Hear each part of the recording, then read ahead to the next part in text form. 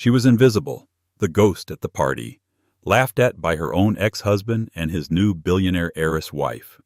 She stood there clutching a lukewarm glass of champagne, her simple vintage dress a mark of shame in a room dripping with diamonds. Every eye at the Golden Gate patrons' ball was on her, waiting for her to break, waiting for her to run. But they weren't prepared for what happened next. They weren't prepared for him. The one man in the room more powerful than all of them combined. And he was walking right toward her. The air at the Legion of Honor was thick with the scent of tuberose and old money.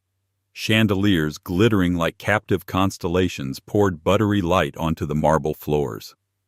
This was the Golden Gate Patrons' Ball, the undisputed peak of the San Francisco social calendar. And Audrey Vance was a weed in an orchid garden. It had been 2 years since the divorce. 2 years since Noah Sterling, her husband of a decade, had traded her in. The trade was by all accounts an upgrade. He had swapped Audrey, a moderately successful ceramicist with a quiet laugh and laugh lines, for Danielle DeWitt, an heiress, with a face untouched by emotion and a trust fund that could destabilize a small nation. Audrey hadn't wanted to come. Her invitation was a fluke, a lingering courtesy from a museum curator who had once commissioned her work, a woman who clearly hadn't gotten the memo that Audrey was no longer Mrs. Sterling. She felt the eyes on her. Her dress, a vintage emerald green Halston she'd bought on First Dibs, had felt elegant and timeless in her small Sausalito apartment. Here, surrounded by a sea of custom Oscar de la Renta and shimmering Givenchy, it felt like a costume. Audrey, goodness! Audrey turned. It was Beatrice Finch, the sharp-tongued columnist for the Nob Hill Gazette. Her pen was a scalpel, and she was looking at Audrey as if she were a particularly fascinating and slightly moldy specimen. "Beatrice, it's a lovely evening," Audrey said, her voice tighter than she'd intended. "Isn't it?" Beatrice's eyes did a quick, insulting scan. Up, down. "How brave of you to come. Especially solo." The unsaid words hung in the air. "Now that you're a nobody." Before Audrey could form a reply, a ripple of laughter, high and brittle as spun glass, cut through the orchestral swell. Danielle.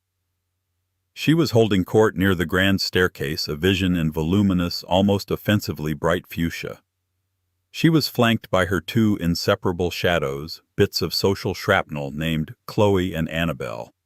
And next to her, looking both proud and profoundly neutered, was Noah. He saw Audrey. His smile, the one that had once been her entire world, faltered. He looked away, turning his attention back to his new wife, who was now pointing one beringed finger directly at Audrey. Oh, God.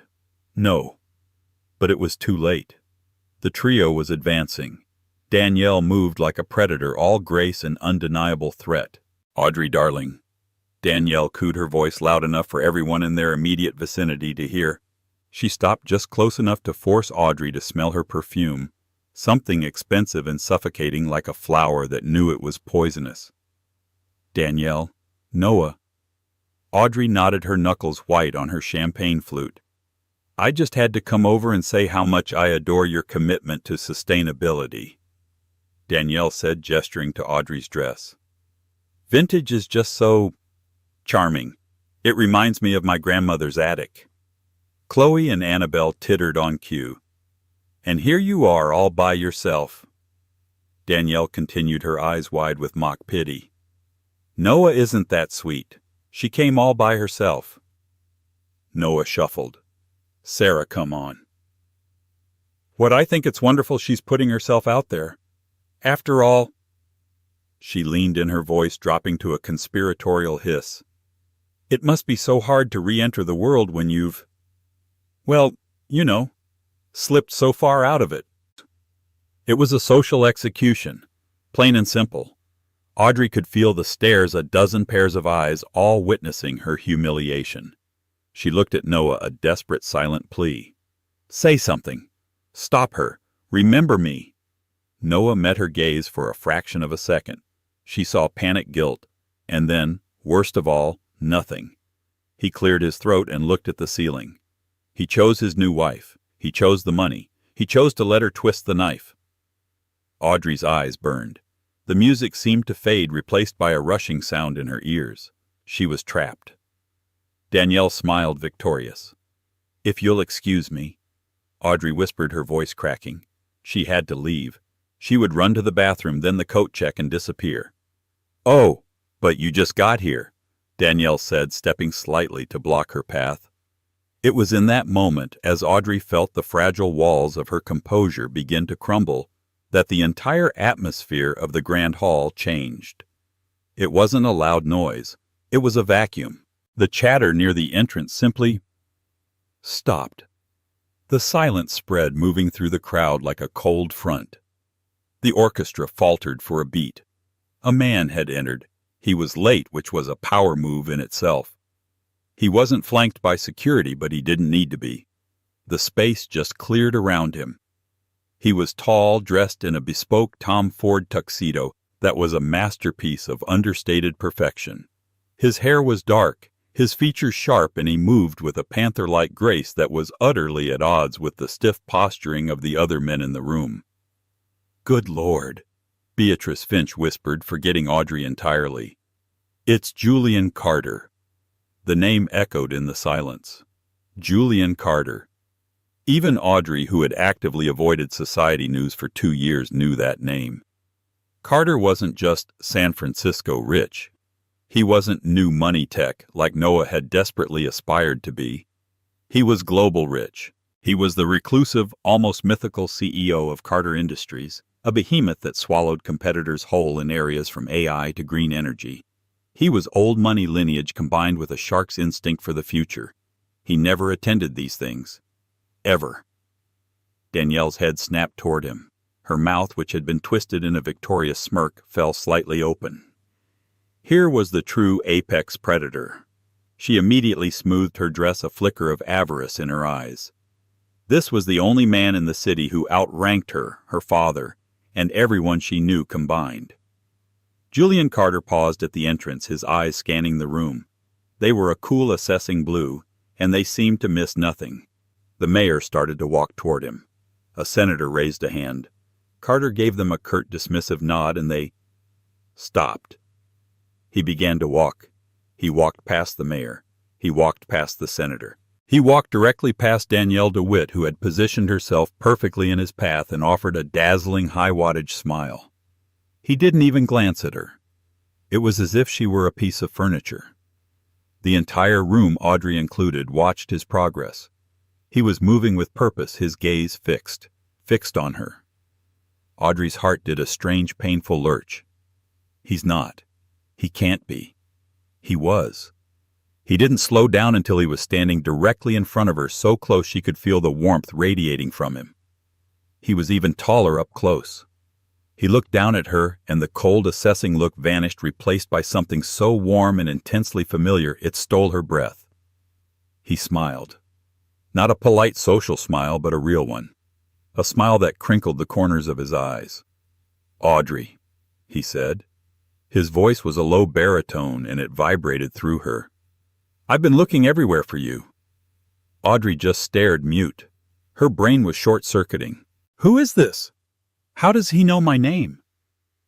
Behind her, she heard a sound, a small, strangled gasp. It was Danielle. Julian Carter ignored them all. His focus was entirely, devastatingly on Audrey. He gently, firmly took her left hand. His touch was electric. "You look beautiful," he said, his thumb brushing over her knuckles. "That green, it was always your color." Always. She finally found her voice, but it was just a whisper. I'm sorry. Do I?" He looked into her eyes, and in their blue depths, she suddenly saw it. It wasn't just Julian Carter, the billionaire. It was the way his left eyebrow quirked slightly when he smiled. It was the small, faint scar just below his jawline. Her blood ran cold, then hot. "Jamie," she breathed. The smile widened. "I've missed you, Elle." Before she could process the temporal shock that Jamie was Julian Carter, He turned. He didn't release her hand. Instead, he drew her slightly in front of him, a protective, possessive gesture. He faced the stunned, silent group. Noah was as white as the marble columns. Danielle's face was a grotesque mask of confusion and pure, unadulterated rage. Beatrice Finch had her phone out, but her hand was shaking so much she couldn't possibly be typing. "Beatrice," Julian said, his voice now carrying the cool command she'd first seen. "Wonderful to see you. I trust you'll be the first to congratulate us." He looked at Noah, his eyes flat and cold. "Noah, Danielle, you remember my fiancée, Audrey." There is no sound quite as specific as a Baccarat crystal champagne flute shattering on a marble floor. It was Danielle's. The crash echoed in the profound, stunned silence of the ballroom. 100 conversations stopped. The orchestra, attempting a transition into a piece by Vivaldi, petered out into a confused scrape of violins. Fiancée. The word hung in the air, supercharged, impossible. Audrey's head was spinning. Fiancée Jamie Julian Carter. It was a cascade of information her brain couldn't parse. She felt a wave of dizziness, and Julian's grip on her hand tightened, steadying her. "What did you say?" Danielle's voice was a venomous rasp. She had forgotten to be charming. All the finishing school polish was gone, revealing the raw, spoiled entitlement beneath. Noah just goggled, his mouth opening and closing like a fish. He looked from Julian to Audrey and back again, his expression one of complete, catastrophic disbelief. Julian didn't even look at Danielle. He was looking at Beatrice Finch, the columnist, who was now staring at Audrey as if she'd just sprouted wings. "I said," Julian repeated, his voice calm and clear, cutting through the stunned room, "that I am here tonight with my fiancée, Audrey Vance. I'm surprised you didn't know, Beatrice. I thought you were supposed to be on top of these things." It was a public rebuke, a dismissal of the woman who held the power to make or break social careers. Beatrice Finch turned a dull, mottled red. Mr. Carter, this is news." "Is it?" Julian replied smoothly. "We've been keeping it private. We're private people." He then turned his full attention to Audrey, his expression softening once more. "But tonight felt like the right time to share our happiness." He was acting. This had to be an act. A glorious, insane, protective act. But why? He leaned in, his lips brushing her ear. The movement was intimate, seen by everyone. "Play along," he whispered, his voice for her alone. "Trust me. I'll explain everything. Just trust me, Jamie. The boy who had lived on ramen noodles and optimism. The boy who had held her while she cried over a failed kiln firing. The boy who had disappeared. He was here, and he was Julian Carter. And he had just called her his fiancée. Audrey, who had been seconds from fleeing in tears, felt a new strange sensation. It wasn't courage, it was defiance. She looked at Danielle's furious, contorted face. She looked at Noah, who looked like he'd just seen his stock portfolio evaporate. She took a breath. She turned her hand over and laced her fingers with Julian's.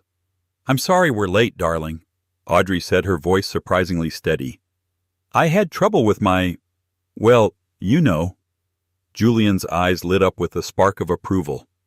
"It doesn't matter. You're here now." He turned back to the gobsmacked trio. "Now, if you'll excuse us, I believe I promised Audrey a dance, and we need to discuss the new wing with the curator. Audrey has agreed to consult on the acquisitions." He didn't wait for a reply. He simply put his hand on the small of her back and steered her away.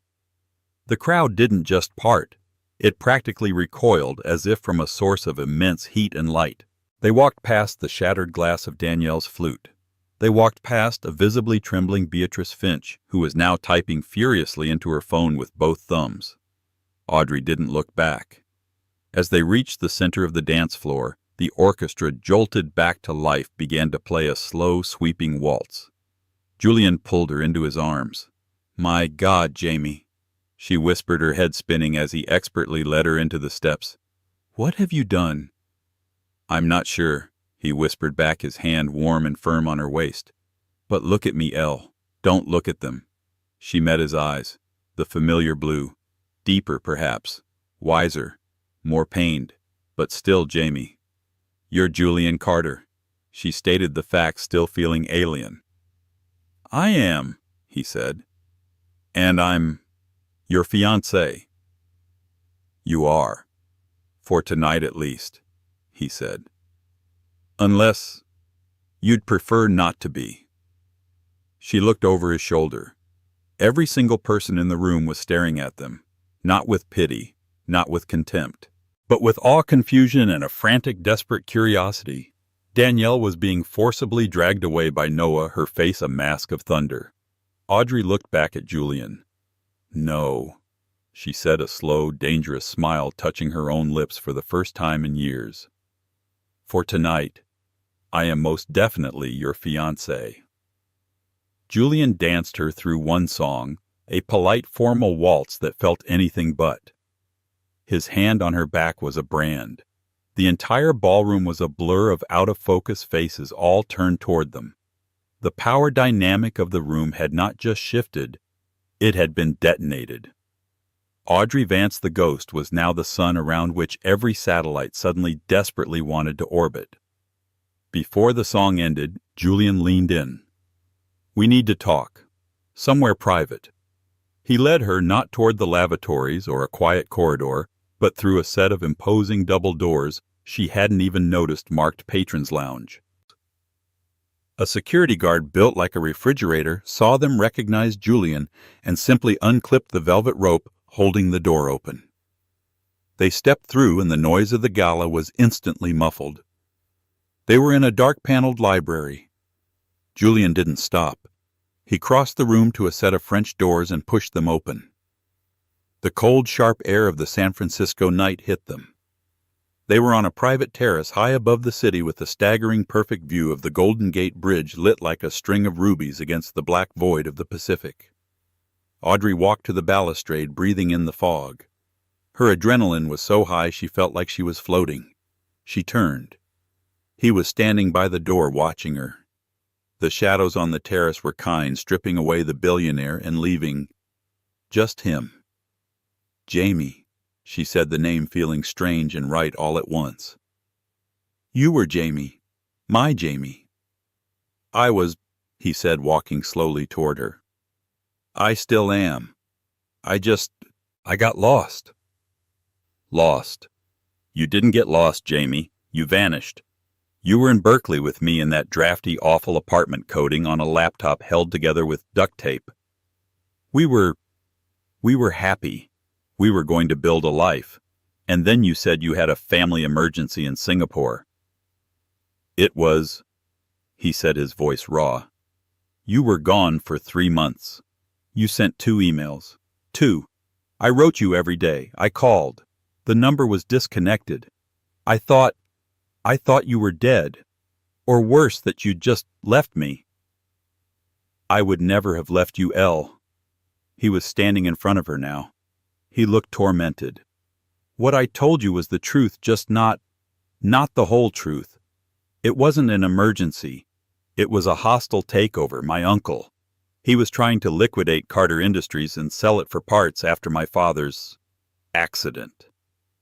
Audrey's mind flashed back. Your father, you said he was an engineer. You never... He was, Julian said with a bitter laugh. He engineered a global logistics empire. I am Julian Carter, as in Carter Industries. I never told you because... God, Elle. I was 22. I was terrified. Everyone I'd ever met only wanted the name. They wanted the money. And then I met you in a life drawing class you were acing, and I was failing. You were brilliant and funny, and you didn't care that I was living on instant noodles. You saw me. You saw Jamie, and I was so desperate to just be Jamie for as long as I could. He ran a hand through his hair. When I went to Singapore, my uncle froze my personal accounts. He cut my lines of communication. It was a war, Audrey. A brutal, ugly war. It wasn't 3 months. It was 8. By the time I won, by the time I'd wrestled control of the company back and had the breathing room to even think. I was with Noah. Audrey finished, the pieces clicking into place with agonizing clarity. I flew back, Julian said, his voice hollow. I went straight to the apartment. It was empty. I found you.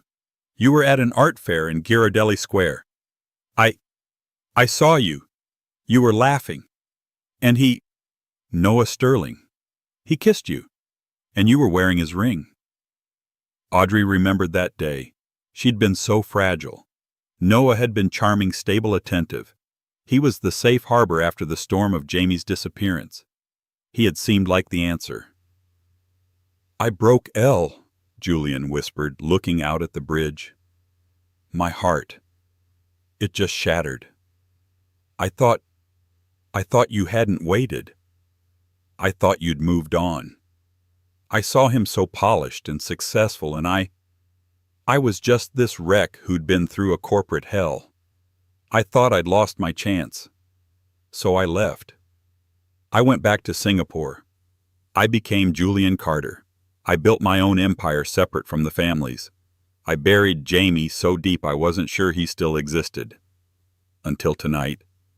Audrey said, tears welling in her eyes. Why tonight, Jamie? Why now? I've always kept track of you, Elle, he admitted, turning to face her. I couldn't help it. I told myself it was just checking. I saw you get married. I saw your first gallery show. I saw when he divorced you. I saw your name disappear from the society pages. I read about Danielle DeWitt. You came here for me. No, he said, and the honesty stung. I came here because my board is pressuring me for a massive merger with SoftBank, and the investors are old-fashioned. They want a stable family man. They're trying to set me up with daughters of other billionaires. I came here tonight to tell the curator of the new wing to back off, to stop trying to play matchmaker. He stepped closer. And then I walked in, and I saw you. And she, that woman, was cornering you. And he just stood there and let it happen. The man you left me for. He let them tear you apart. And in that second, Audrey, my entire world went red. All I knew was that I had to protect you. I had to get you out of there. I had to put you so far above them they could never ever touch you again. So you made me your fiancée, Audrey said, a shaky laugh escaping her. I did, he said. It was impulsive. It was the most Jamie thing I've done in 15 years. Julian, Jamie, she started. You can't. This lie. It's huge. The Gazette. Page 6. By morning this will be global news. It will affect your merger. It will affect everything. I know, he said, and I don't care. But you did it to save me. I can't let you. Shh. He gently touched her face, his fingers tracing the line of her jaw. It started that way. It started as a shield. But the moment I said it, the moment I said my fiancée Audrey, I realized something else. He looked deep into her eyes. I realized I've been a damned fool for 15 years. I should have fought for you. I should have come back from Singapore, kicked his door down, and told you the truth. I let pride and heartbreak make my decision. I am not making that mistake again. Before Audrey could respond, the terrace doors flew open with a bang, slamming against the library wall. What in the hell do you think you're doing?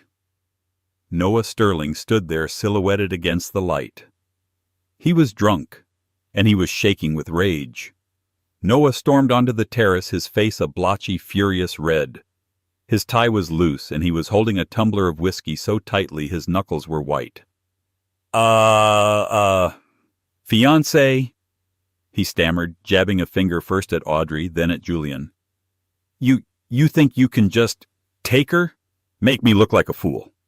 Audrey instinctively stepped back, but Julian didn't flinch.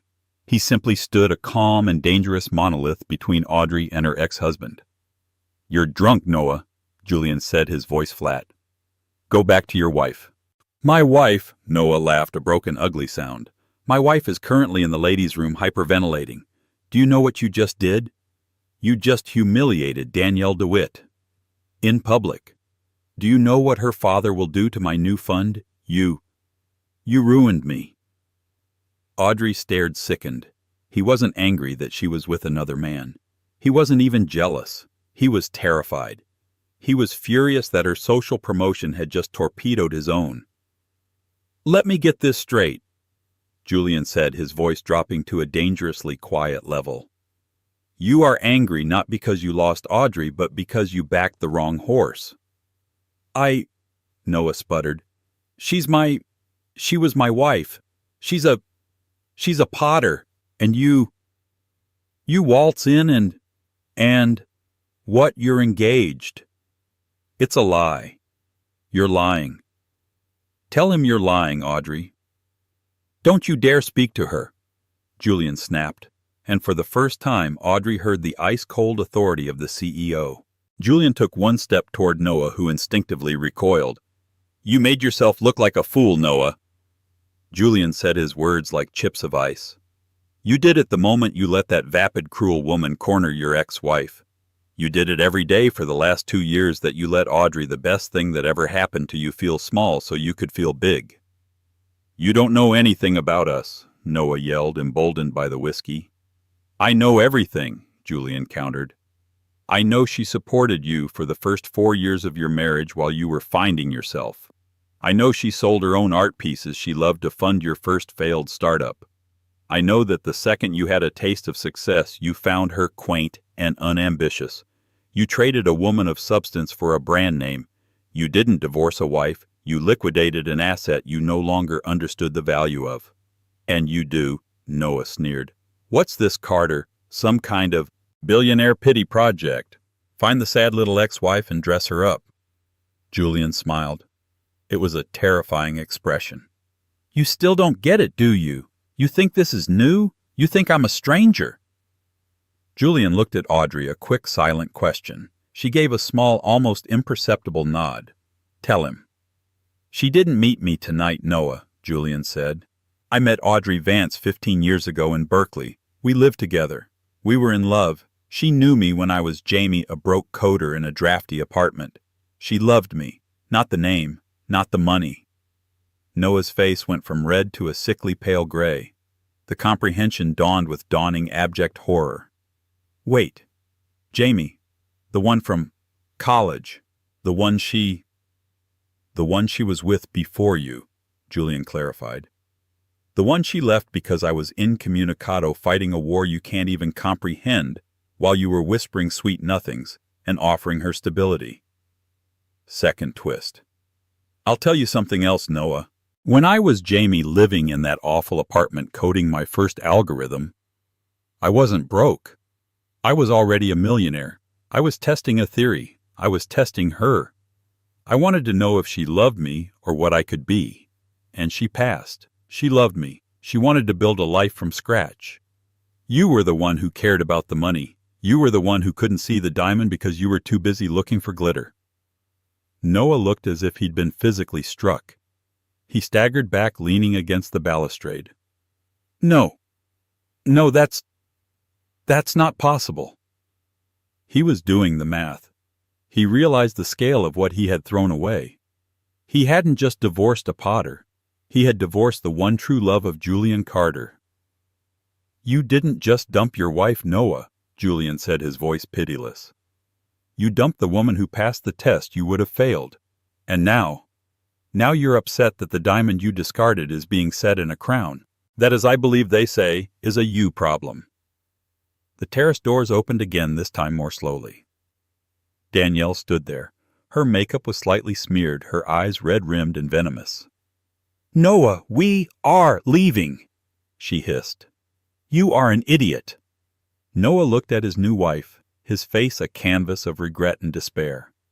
He looked at Audrey, who was standing tall, her hand now linked with Julian's. He looked at the man who had in the span of 10 minutes taken back the woman he'd thrown away and simultaneously destroyed his social and financial future. Without another word, Noah Sterling turned and followed his wife, a defeated, broken man. The terrace was silent again, save for the distant sound of the city and the faint swell of the orchestra inside. Audrey was shaking. The entire confrontation had been brutal, primal. She turned to Julian. "Thank you," she whispered. "Jamie, that was... I've never had anyone stand up for me like that. Not even... Well, he never deserved you," Julian said simply. He took off his tuxedo jacket, and in a gesture so familiar it made her heart ache, draped it over her shoulders. It was warm and smelled faintly of him. "But Julian," she said, huddling into the jacket, "what you said, it's still a lie. We're not engaged. You've just torpedoed your SoftBank merger and declared war on the DeWitt family. For a ruse. To save me from a moment of embarrassment." "It wasn't a moment," he said, turning to look at the bridge. "It was the sum of 2 years of moments. And as for the merger, let me worry about that." "No, I can't let you.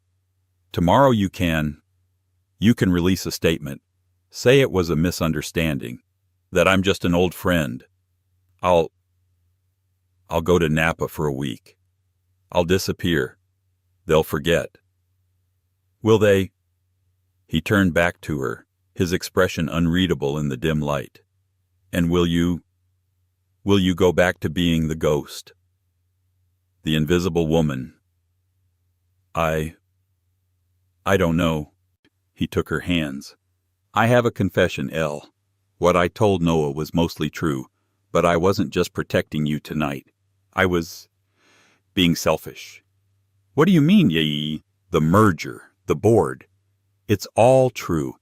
They've been pressuring me to marry for a stable image. They've paraded a line of suitable bloodless heiresses in front of me for months.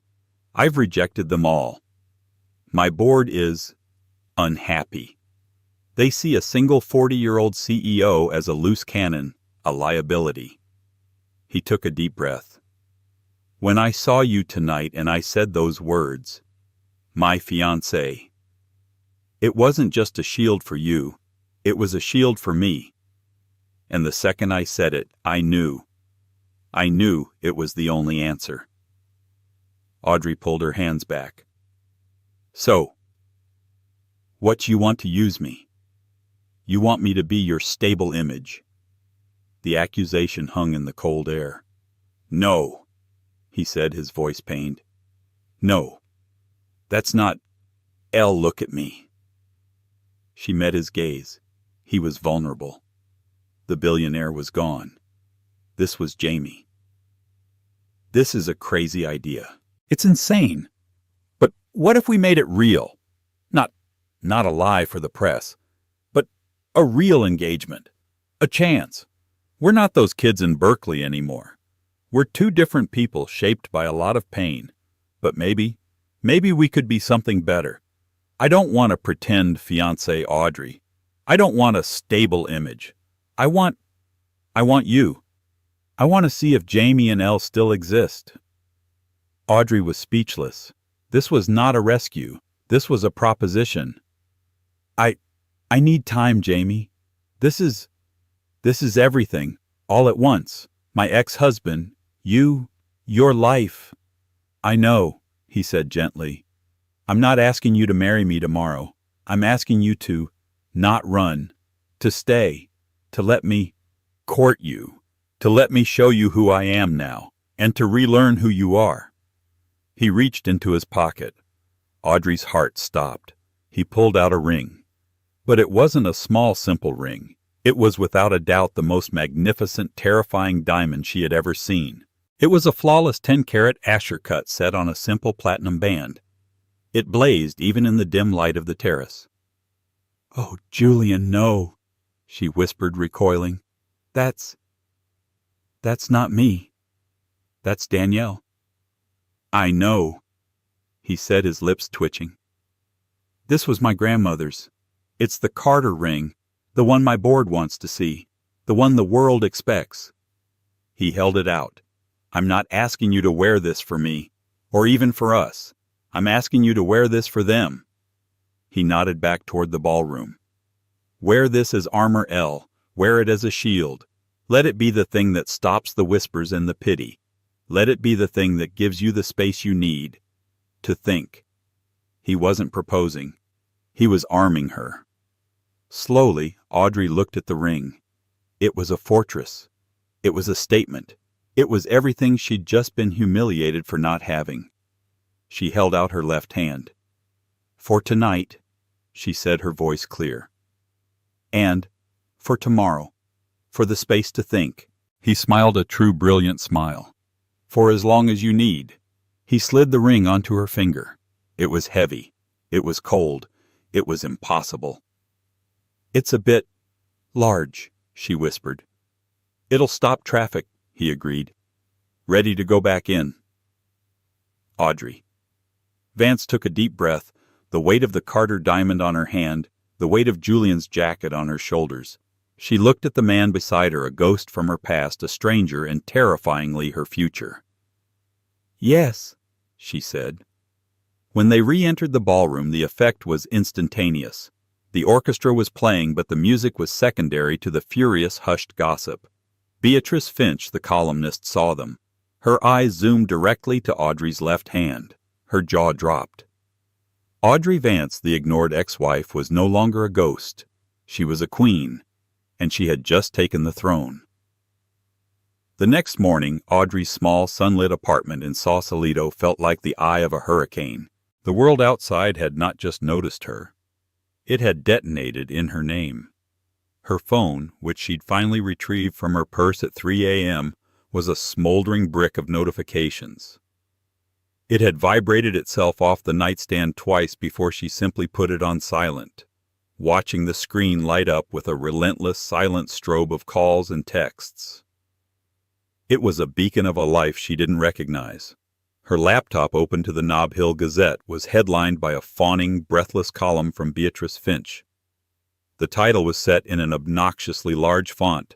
Carter's surprise heiress, reclusive billionaire Julian Carter, engaged to artist Audrey Vance.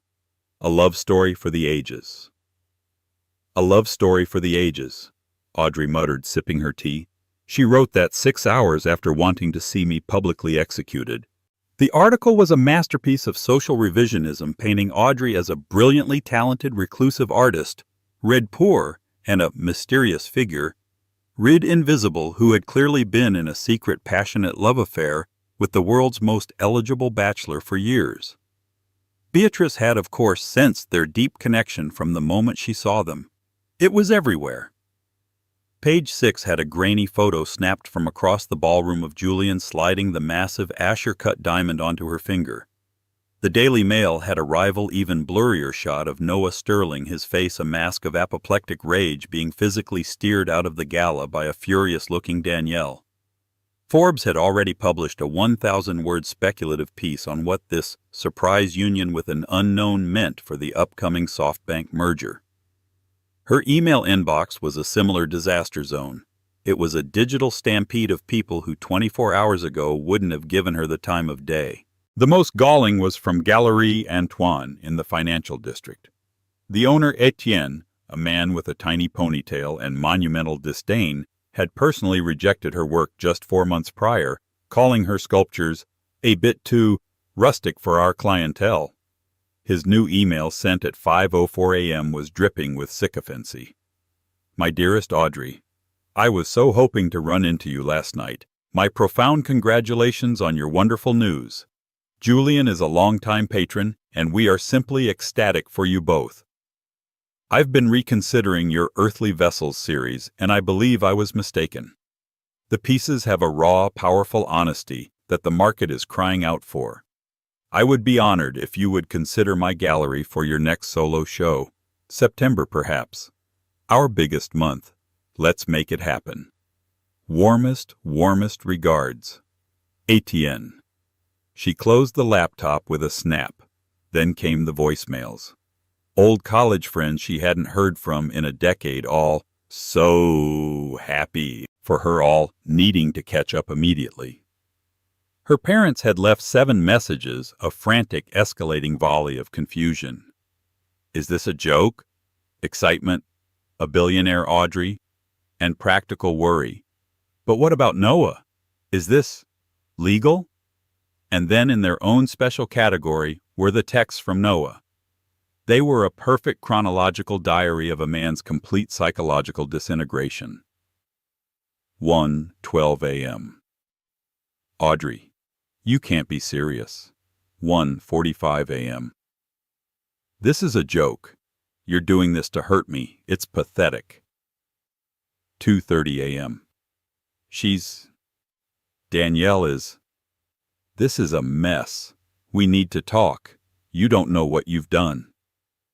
3:15 a.m. Her father is pulling his seed funding from my new venture. He's pulling it. You've ruined me.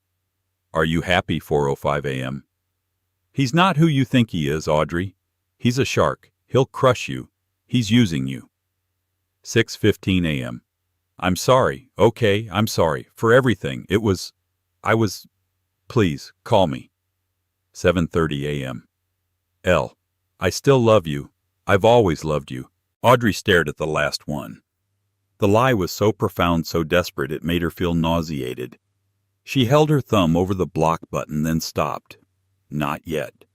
She wanted to remember this. Instead, she just deleted the entire thread.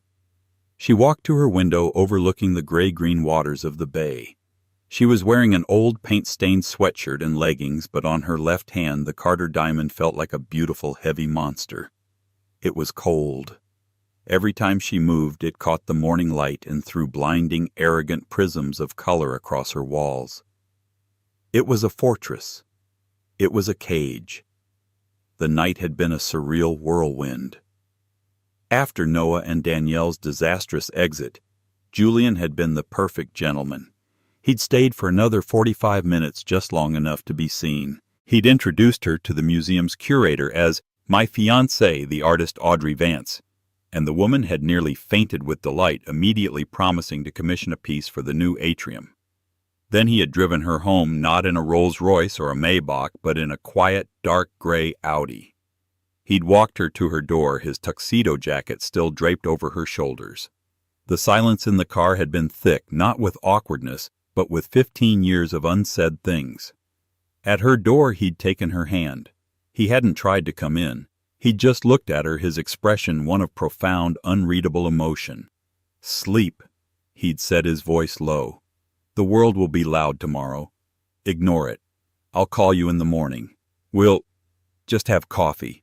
Away from all this. He'd leaned in and kissed her, but not the way she'd half expected, half feared. He'd kissed her on the cheek, a gesture of simple, profound tenderness. Now in the quiet of her apartment, she was still wearing his jacket. It was on the back of her chair, smelling faintly of him, a scent of expensive wool, cold night air, and something else. Something familiar. She was nursing her second cup of tea, her mind a jumble of past, present, and an impossible future, when there was a knock on her door. Not the buzz from the downstairs lobby. A sharp, direct knock on her actual apartment door. Audrey froze. Her blood ran cold. The press. They found me. They've gotten past security. Her sanctuary was breached. She crept to the door, her heart hammering. She looked through the peephole. Her breath caught. It was him. No security. No suit. He was wearing dark jeans, a simple charcoal gray Henley that stretched across his shoulders, and the same worn brown leather boots she remembered from 15 years ago. He was holding a cardboard tray with 2 large paper cups. She unlocked the deadbolt, her hands shaking, and opened the door. He smiled.